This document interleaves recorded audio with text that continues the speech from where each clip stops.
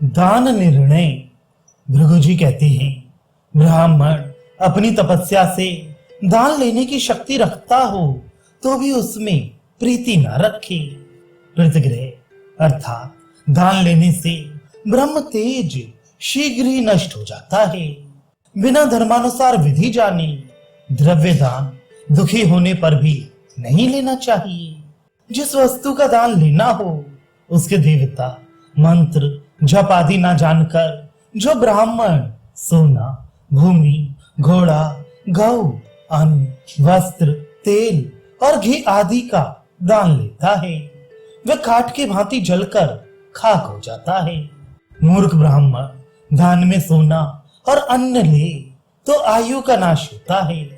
भूमि और गौ शरीर को सुखाती है। घोड़ा नेत्र, वस्त्र, त्वचा, घृत, तेज और तिल प्रजा को नष्ट करता है। जो मूर्ख ब्राह्मण दान लेने की इच्छा रखता है वह पत्थर की नाव बैठने वालों के साथ जैसे जल में डूब जाती है वैसे ही दाता के साथ नरक में डूब जाता है।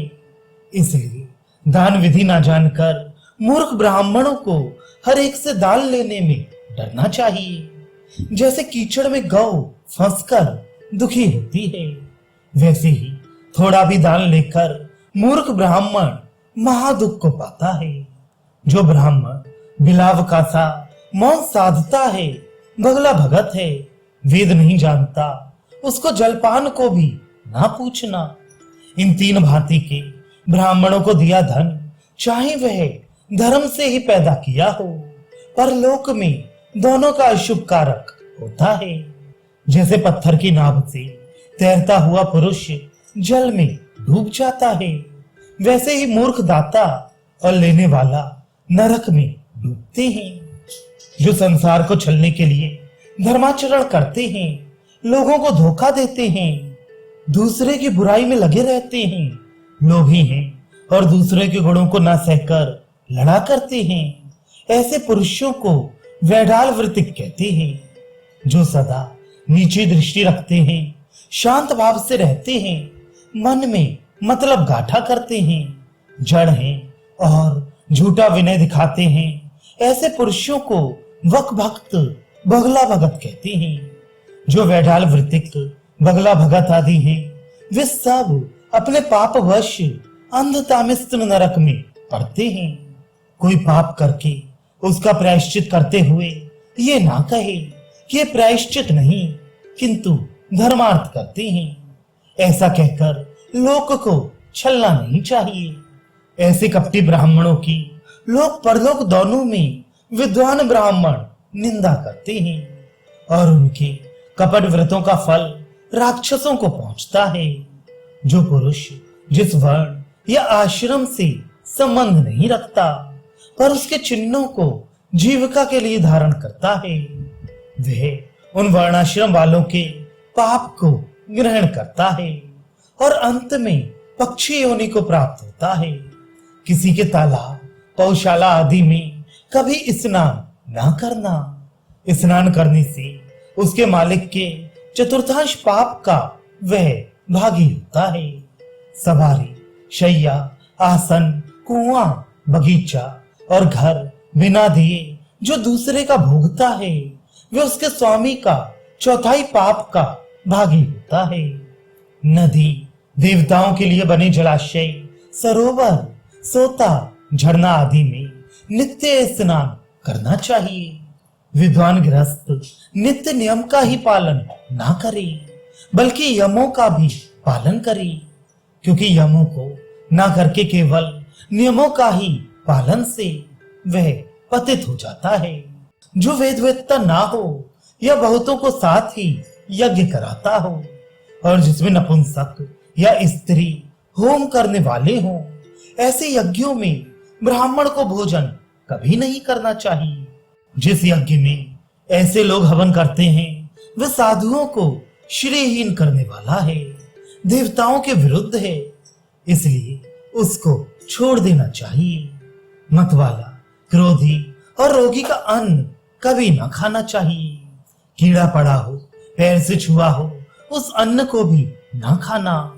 भ्रूण हत्या करने वाले का देखा हुआ, रजस्वला का छुआ, पक्षी का खाया, कुत्ते का छुआ भी ना खाना, गऊ का सूंघा हुआ, जो चाहे खा जाए, ऐसा पुकार कर कहा हुआ, बहुतों की मदद से भंडारे का अन्न, वेश्या का अन्न, यह सब निंदित अन्न है। चोर, गवैया, बड़ई, ब्याजखोर, अग्नि सोमी यज्ञ ना करके यज्ञ में दीक्षित, कृपण और कैदी का अन्न ना खाना, महापातकी, नपुंसक, व्यभिचारिणी स्त्री, कपट ब्रह्मचारी का अन्न, खट्टा, बासी और शूद्र का झूठा अन्न ना खाना, वैद्य का, शिकारी का, क्रूर का, झूठन खाने वाले का, क्रूर कर्म करने वाले का, 10 दिन तक सूतक और पर्याचांत, इन सब अन्नों को ना खाना चाहिए। अपमान से दिया हुआ अन्न, वृथा मांस, पति पुत्रहीन स्त्री का, शत्रु के नगर का, पतित मनुष्य का और उस जिसके ऊपर छींक भई हो, वह अन्न ना खाना। चुगल, झूठा, यज्ञ फल बेचने वालों का अन्न, नट, दर्जी और कृतघ्न का अन्न त्याग देना। लोहार, भील, बहुरूपिया, सुनार, घर काट और अस्त्र बेचने वाले का अन्न नहीं खाना। कुत्ता वाला, मध्य वाला, धोबी, रंगरेज, निर्दयी और जिसके यहाँ उत्पत्ति हो, इन सबका अन्न नहीं लेना चाहिए। जो स्त्री के जार को स्वीकृत किए हो, जो स्त्री के अधीन हो, 10 दिन तक मरण शौच का और जो संतोष ना दे, इन अन्नों को नहीं खाना चाहिए। राजा का अन्न तेज, शूद्र का ब्रह्म तेज, सुनार का आयु, मोची का यश, रसोईदार का प्रजा, धोबी का बल हर लेता है और समूह का अन्न, वैश्या का अन्न परलोक को बिगाड़ता है। वैद्य का अन्न पीव के समान, व्यभिचारिणी का इंद्रिय के समान, ब्याजखोर का विष्ठा के समान और हथियार बेचने वाले का महल के समान होता है। इन सब को धान्यों को जहां तक बन पड़े बचाना चाहिए। इस प्रकार जो अन्न कहे गए हैं और ऐसे ही दूसरे प्रकार के अन्न को त्वचा, हड्डी और रोम की भांति विद्वानों ने कहा है। इन सब अन्नों को अज्ञान से खा ले तो 3 दिन तक व्रत करे और जानकर खाया हो तो भी कृच्छ व्रत करे। विद्वान ब्राह्मण श्रद्धाहीन शूद्र के घर पकवान ना खाए। यदि अन्न ना हो तो 1 दिन के लिए कच्चा सीधा उससे ले लेना चाहिए। वेद पढ़कर भी कृपण हो, दाता भी व्याजखोर हो, इन दोनों के अन्न को देवताओं ने एक भांति कहा है। पर ब्रह्मा जी ने देवताओं के पास जाकर कहा कि विषम को सम ना करना। व्याजखोर होने पर भी दाता का अन्न श्रद्धा से पवित्र होता है और वेद पढ़कर भी कृपण का श्रद्धा रहित अन्न अपवित्र होता है। द्विज को श्रद्धा से यज्ञ, कूप, धर्मशाला आदि बनवाना चाहिए। सुमार्ग से मिले धन से ये काम करने से बड़ा फल होता है। गृहस्थ को यज्ञ आदि कर्मों में सुपात्र को दान देना चाहिए। गृहस्थ के यहाँ कोई मांगने आए तो उसको शांत भाव से जो हो सके देना चाहिए, क्योंकि कभी कोई ऐसा पात्र मिल जाता है जो दाता को सब पापों से तार देता है। जल पिलाने वाला तृप्ति, अन्नदाता अक्षय सुख, तिलदाता अभीष्ट संतान और दीपक का दान करने वाला उत्तम नेत्र पाता है। भूमि दाता भूमि, स्वर्ण दाता उमर, ग्रह दाता उत्तम ग्रह, चांदी दाता उत्तम रूप को पाता है। वस्त्र दाता चंद्रलोक पाता है। घोड़ा देने वाला अश्विनी कुमार का लोक, वृषभ दाता पूर्ण लक्ष्मी और गोदान करने वाला सूर्य लोक पाता है। सवारी और शैया देने वाला अभय दाता ऐश्वर्य, धान्य दाता अक्षय सुख और वेद अध्यापक ब्रह्मलोक को पाता है। इन सब दानों में वेद का दान सबसे उत्तम माना जाता है। जिस सात्विक राजस आदि भावों से दान दिया जाता है उस भाव का फल दाता को मिलता है।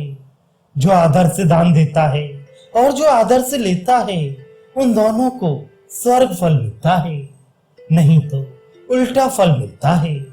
तप करके अभिमान ना करना, यज्ञ करके झूठ ना बोलना, ब्राह्मणों से दुख पाकर भी उनको दुर्वचन ना कहना और दान देकर ना कहना, ये सत्पुरुषों का कार्य है।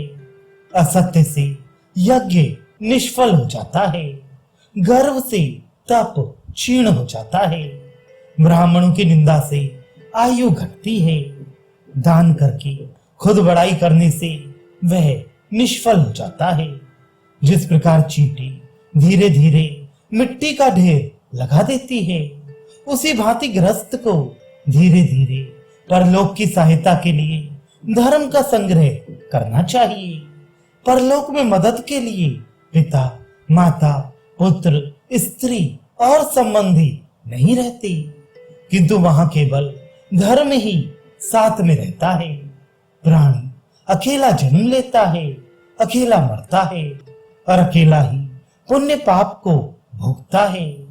काठ मिट्टी के समान मृत शरीर को जमीन में छोड़कर संबंधी लोग मुंह फेर कर घर चले जाते हैं।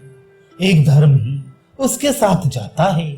इसलिए परलोक में सहायता के लिए नित्य धीरे धीरे धर्म का संग्रह करना उचित है, क्योंकि धर्म सहायक होने से प्राणी दुस्तर नरक को तर जाता है। धर्म प्राण निष्पाप पुरुष को धर्म तत्काल परलोक को ले जाता है। पुरुष को सदा उत्तम पुरुषों से संबंध करना चाहिए, अधर्मों को त्यागना चाहिए। इससे कुल की उन्नति होती है। अच्छे पुरुषों के साथ संबंध करना और नीचों से संबंध छोड़ता हुआ पुरुष श्रेष्ठता पाता है, नहीं तो शूद्र के समान हो जाता है। कर्तव्य में अचल कोमल स्वभाव, इंद्रियों को वश में रखकर दुराचार से बचकर हिंसा ना करके पुरुष स्वर्ग को जीत लेता है। समिधा, जल, कंद, फल, पकवान, कच्चा अन्न, मधु और अभय दान, इन पदार्थों में कोई भी वस्तु बिना मांगे आ जाए तो उसको स्वीकार कर लेना चाहिए। यह प्रजापति की आज्ञा है। जो उस भिक्षा का अपमान करता है, उसके पिता 15 वर्ष तक उसका श्राद्ध नहीं लेते और अग्नि हव्य ग्रहण नहीं करता।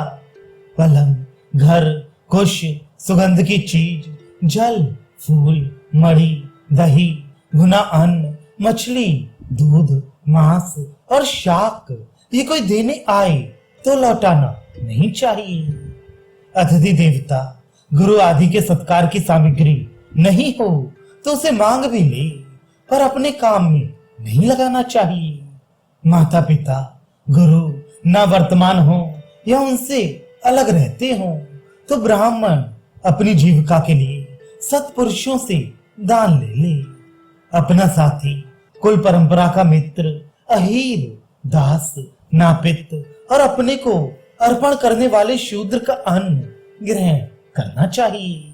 आत्मसमर्पण करने वाला अपना कुल, देश जो काम करके पास रहना चाहिए और जैसे सेवा करना चाहिए सब निवेदन करे।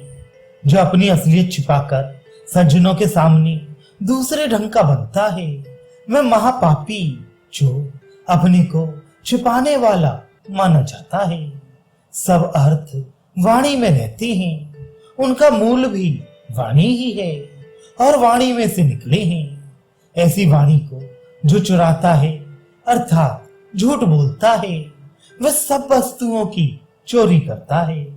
महर्षि, पितर और देवताओं के ऋण से गृहस्थ को छुटकारा लेकर और पुत्र के ऊपर घर का भार छोड़कर उदासीन वृत्ति से जीवन बिताना चाहिए। एकांत में अकेला बैठकर अपना हित चिंतन करना, एकांत में विचार करने से पुरुष मोक्ष पाता है।